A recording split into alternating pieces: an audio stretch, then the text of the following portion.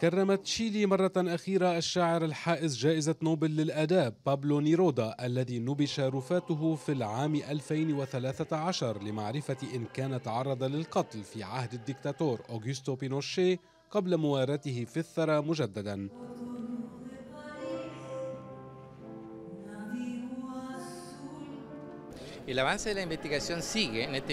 التحقيقات مستمرة على رغم إعادة رفاته، وسيوارى في الثرى مجددا لأن كل الفحوصات اللازمة أنجزت، وتتم دراستها الآن في الدنمارك وكندا.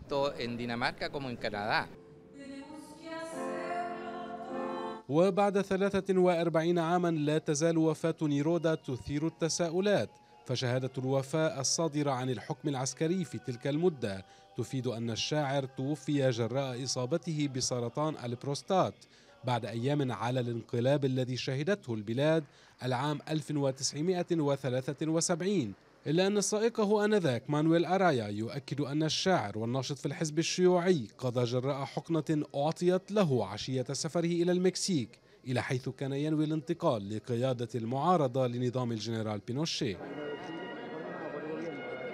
نتوقع خلال الأشهر المقبلة أن نحصل على جواب نهائي على سؤال محدد: إن كانت المكورات العنقودية الذهبية التي وجدت في جسمه كانت موجودة وقت ذاك في المستشفى وهو أمر مستبعد، أم أنها من النوع الذي كان يحضر ليحقن بحسب وصفة الخبير الكيميائي في شرطة الدكتاتور السرية أوخينيو بيريوس. وقد غطي النعش بالعلم التشيلي وسجي في صالون الشرف في الكونغرس، حيث أقام أعضاء البرلمان مراسم وداع رمزية.